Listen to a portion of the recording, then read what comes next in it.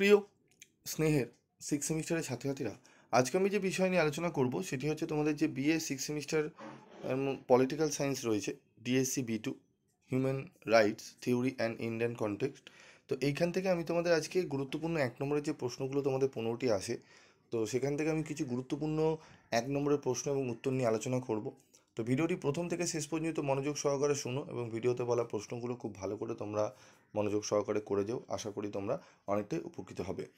তো কথা না বাড়িয়ে চলে আসবো মূল আলোচনায়। তো ভিডিওটি প্রথম থেকে শেষ পর্যন্ত একটু মনোযোগ সহকারে শুনবে। প্রথম প্রশ্ন দেখো, মানবাধিকার কাকে বলে? মানুষের মর্যাদা রক্ষা করা এবং সমান অধিকারের স্পষ্ট ও লিপিবদ্ধ রূপকেই মানবাধিকার বলে। মানবাধিকার বিকাশের ক্ষেত্রে দুটি মাইল ফলকের উল্লেখ করো।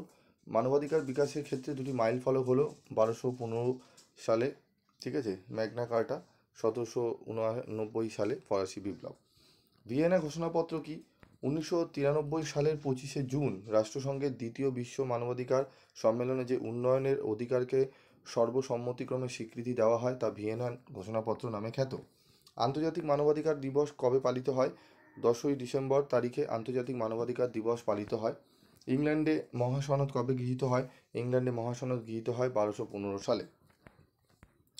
মানবাধিকার রক্ষায় জাতিপুঞ্জের ব্যর্থতার একটি কারণ লেখো। মানবাধিকারগুলিকে মান্য করে চলতে পৃথিবীর কোনো রাষ্ট্রই আইনগতভাবে মোটেই বাধ্য নয়, ফলে যথেষ্ট কর্তৃত্বের সঙ্গে জাতিপুঞ্জের মানবাধিকার সংরক্ষণের দায়িত্ব পালন করতে পারেনি। নারী জাতির বিরুদ্ধে বৈষম্য দূরীকরণ সম্পর্কিত জাতিপুঞ্জের ঘোষণা কত সালে গৃহীত হয়?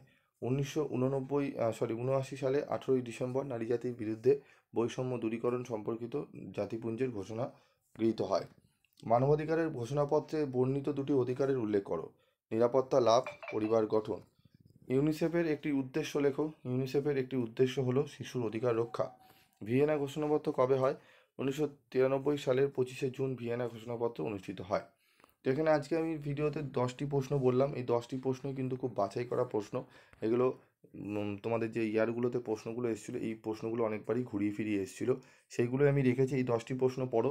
আমি অবশ্যই তোমাদের ইয়ার ভিত্তিক প্রশ্নগুলো সলভ করে দেবো। তোমাদের এই প্রশ্নগুলো যদি ভালো করে রেডি করে রাখো না, এইগুলো থেকে না অনেকটা 5-6টা প্রশ্ন হামেশাই কিন্তু প্রত্যেকটা ইয়ারে এসছে বারবার করে, ঠিক আছে? তো এই 10টা পড়ে রাখলে আমি আশা করি এখান থেকে হয়তো 5-6টা তোমরা কোশ্চেন কমন পেয়ে যাবে। তাই জন্য এই 10টি দিয়ে রাখলাম। এটি রেডি করে রাখো, কারণ এটি ইন্টারনালের জন্য খুবই গুরুত্বপূর্ণ। কিছু কিছু কলেজে কিন্তু এই 10টি প্রশ্নই হয়তো ইন্টারনালে দিয়ে দেবে, তাই জন্য আমি দিলাম। ভালো করে রেডি করে তোমরা কিন্তু এগুলো পড়ে নিও। আজকের মতো ভিডিওটি শেষ করছি। দেখা হচ্ছে পরবর্তী ভিডিওতে। সকলে ভালো থাকবে, সুস্থ থাকবে।